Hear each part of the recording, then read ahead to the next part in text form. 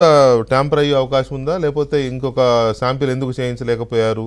తర్వాత అప్పటి లడ్డూలు ఉన్నాయా మీ దగ్గర అని కూడా ఒక మాట వచ్చింది కోర్టులో. అప్పటి లడ్డూలు మీరు ఏవైతే లడ్డూ కల్తీ అయింది అంటున్నారో ఆ లడ్డూలు ఏమైనా చేయించారా, మీ దగ్గర ఉన్నాయా అని కూడా అడిగారు కదా. సో ఆ కోణంలో కూడా టచ్ చేస్తే ఒకవేళ షిట్ చేసే అవకాశం ఉందా? ఒకవేళ చేస్తే ఎలా ఉంటుంది? తర్వాత మీరు ఇంతకు ముందు ప్రశ్నలో టైం బౌండ్ ఇన్వెస్టిగేషన్ గురించి మాట నేను రిప్లై చేయలేదు. సో సాధారణంగా ఏమవుతుందంటే ఎప్పుడు కూడా టైం బౌండ్ ఇన్వెస్టిగేషన్ గురించి ఏ ఆర్డర్లో కూడా సాధారణంగా ఉండదు. సపోజ్ ఇన్వెస్టిగేషన్ చాలా డిలే అవుతుంటే అప్పుడు సంబంధిత పార్టీలు కోర్టుకు వెళతాయి. అటువంటి సందర్భంలో జనరల్ గా ఒక 6 నెలల్లో ఎంతో కంప్లీట్ చేయండి అని అడిగే అవకాశం ఉంటుంది. జనరల్ గా కోర్టు డైరెక్షన్స్ ఇస్తుంది. జనరల్ గా క్రిమినల్ జస్టిస్ సిస్టమ్ లో ప్రిన్సిపల్ ఏంటంటే ఇన్వెస్టిగేషన్ షుడ్ బి కంప్లీటెడ్ ఎక్స్పిడిషియస్లీ. త్వరగా ఇన్వెస్టిగేషన్ కంప్లీట్ చేయాలి. అదే విధంగా కోర్టులో ట్రయల్ కూడా త్వరగా జరగాలి అన్నది జనరల్ బేసిక్ నార్మ్స్. కానీ ఒక్కోసారి ఏమవుతుందంటే ఇన్వెస్టిగేషన్ కి సమయం పట్టొచ్చు. అంటే ఎక్కడైనా ఫారిన్ లో ఈ ఫండ్స్ వెళ్ళాయి, ఇలాంటివి ఇన్వెస్టిగేట్ చేయడానికి టైం పట్టవచ్చు. కానీ ఈ ప్రస్తుత కేసులో మొత్తం కూడా డాక్యుమెంట్స్ మీద ఆధారపడి ఉంటుంది. ఈ ఇన్వెస్టిగేషన్ అంతా కూడా డాక్యుమెంటరీ ఎవిడెన్స్ మీదే ఆధారపడి ఉంటుంది. కొంతమందిని ఆ డాక్యుమెంట్స్ ను ప్రూవ్ చేయడానికి వాళ్ళ స్టేట్మెంట్స్ తీసుకోవడం జరుగుతుంది. తర్వాత ఏమన్నా ఫైనాన్షియల్ ట్రాన్సాక్షన్స్ జరిగాయి అన్న అనుమానం ఉన్నప్పుడు వాళ్ళ బ్యాంక్ అకౌంట్స్ ఇవన్నీ కూడా చూసే అవకాశం ఉంటుంది. తర్వాత వే బిల్స్ చెక్ చేసే అవకాశం ఉంటుంది. ఏఆర్ డైరీ నుంచి ఆ ట్రక్ ఎప్పుడు బయలుదేరింది, ఎప్పుడు చేరింది. సాధారణంగా ఎలాగవుతుందంటే మార్గ మధ్యంలో కల్తీ చేసే సందర్భాలు చాలా ఉంటాయి. అవును, మేము మహారాష్ట్రలో ఈ నాఫ్తా అడల్టరేషన్ అని ఒక పెద్ద ర్యాకెట్ పట్టుకున్నాం. అంటే డీజిల్ ట్యాంక్ మీకు ట్యాంకర్ ఆ టెర్మినల్ నుంచి స్టార్ట్ అవుతుంది డీజిల్ తో. ఆ ట్యాంకర్ మధ్యలో ఎక్కడ ఆగుతుంది ఒక దాబా దగ్గర. అక్కడ నాఫ్తా రెడీగా ఉంటుంది. ఆ డీజిల్ ని తీసేసి నాఫ్తాను అందులో ఎక్కించేసి ఫైనల్ గా అది పెట్రోల్ పంపుకు చేరుతుంది. సో ఆ విధంగా టైం ఎంత పట్టింది అన్నది కూడా చాలా ఇంపార్టెంట్ ఫ్యాక్టర్. సో ఇవన్నీ కూడా మధ్యలో ఎక్కడైనా టోల్ గేట్స్ ఉంటే అక్కడ వీటిలో ఎంట్రీలు ఇవన్నీ కూడా ఇదంతా పార్ట్ ఆఫ్ ఇన్వెస్టిగేషన్ అవుతుంది. సో అవన్నీ కూడా ఇన్వెస్టిగేషన్ లో ఇంక్లూడ్ చేస్తారు. ఇవన్నీ కూడా సాధారణంగా I think Dindigul around 500-550 kilometres అనుకుంటాం తిరుపతిలో. వారికి ఎంత సమయం పట్టింది రావడానికి, ఆ డ్రైవర్ మధ్యలో ఎక్కడ ఆగారు, ఆ తర్వాత వాళ్ళు ఇవన్నీ కూడా ఇన్వెస్టిగేషన్ ఆల్రెడీ ఎస్ఐటి చేసి ఉంటుంది ఇన్వెస్టిగేషన్.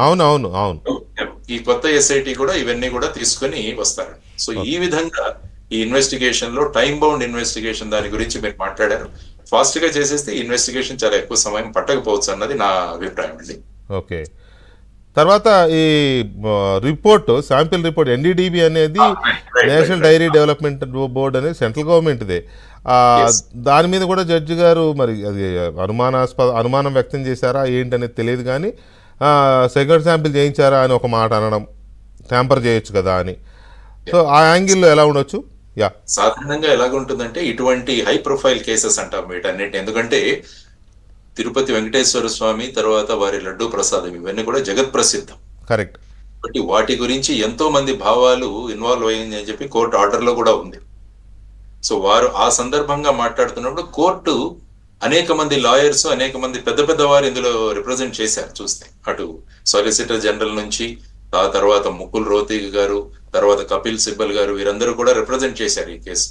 అటువంటి సందర్భంలో కోర్టు మామూలుగా కొన్ని ప్రశ్నలు వేస్తుంటుంది. అంటే టు ప్రైమ ఫేసి వాళ్ళను వాళ్ళు కన్విన్స్ చేసుకోవడానికి ఎలా ఉండాలి అని. కానీ మీరు యాక్చువల్ గా ఆర్డర్ చూస్తే అవన్నీ కూడా ఎక్కడ ఉండవు. బేసిక్ గా ఆర్డర్ లో ఇవన్నీ రావు. కానీ కోర్టులు చేసిన అబ్జర్వేషన్స్ ఏవైతే ఉన్నాయో ఇవన్నీ కూడా ఇన్వెస్టిగేషన్ ఆఫీసర్ కి ఉపయోగపడతాయి. రైట్. ఎందుకంటే బేసిక్ గా రేపు ఛార్జ్ షీట్ వేసిన తర్వాత ఈ ప్రశ్నలన్నీ రేపు కోర్టులో కూడా ఉద్భవిస్తాయి. అవును. కాబట్టి వాటిని ఇప్పుడు నుంచి ఈ ఇన్వెస్టిగేషన్ లో ఎలా ఇంక్లూడ్ చేయాలని ఇన్వెస్టిగేషన్ టీం ఆలోచిస్తుంది. ఓకే, ఇవన్నీ గైడింగ్ పాయింట్స్ అని చేసి ఇవన్నీ ఇన్వెస్టిగేషన్ లో ఇంక్లూడ్ చేయడానికి ఉపయోగించుకొస్తారు. ఇంకొక అంశము లక్ష్మణ్ గారు, ఇప్పటి వరకు సిట్ కొంత దర్యాప్తు చేసింది. ఆల్రెడీ చాలా వరకు వాళ్ళు ఆల్మోస్ట్ కీలకమైన సమాచారం మొత్తాన్ని వాళ్ళు రాబట్టుకున్నారు. వాళ్ళకు ఒక అవగాహనకు వచ్చినట్టున్నారు, బయటికి చెప్పలేదు. అనుకోకుండా కోర్టు వారి కామెంట్స్తో దాన్ని మధ్యలో తాత్కాలికంగా నిలిపేశారు. ఇప్పుడు ఆ దర్యాప్తుని యాజ్ ఇట్ ఈస్గా వీళ్ళు తీసుకుని కంటిన్యూ చేస్తారా, లేకపోతే మళ్ళీ from the ground zero start చేస్తారా? సాధారణంగా ఈ కేసు రీ రిజిస్టర్ అవుతుంది. మీకు చెప్పినట్టు సాధారణంగా సిబిఐ ప్రొసీజర్ ఇది. ఓకే. ఒక ఎఫ్ఐఆర్ ఆల్రెడీ రిజిస్టర్ అయినా కూడా సిబిఐ రీ రిజిస్టర్ చేస్తుంది సిబిఐ మాన్యువల్ ప్రకారం. ఇప్పటి వరకు చేసిన ఇన్వెస్టిగేషన్ అంతా కూడా వాళ్ళు పార్ట్ గా తీసుకొని అందులో అబ్జర్వ్ చేస్తారు. ఓకే. తర్వాత ప్రస్తుతం ఎస్ఐటిలో ఉన్న వాళ్ళు, ఇక్కడ స్టేట్ ఎస్ఐటిలో ఉన్న వాళ్ళు రేపు ఈ ఎస్ఐటిలో ఉంటారా లేదా అన్నది ఇంకా ఆ డెసిషన్ లేదు. ఓకే. ఎందుకంటే వాళ్ళు అన్నారు ఏమంటే 2 police officer from Andhra Pradesh police అన్నారు, కానీ 2 ఆఫీసర్స్ ఫ్రమ్ దిస్ ఎస్ఐటి అనలా. కరెక్ట్, అవును. డీజీపీ గారు ఫైనల్ చేయాలి, ఫైనల్ చేస్తారు ఏ ఆఫీసర్లను పంపించాలి.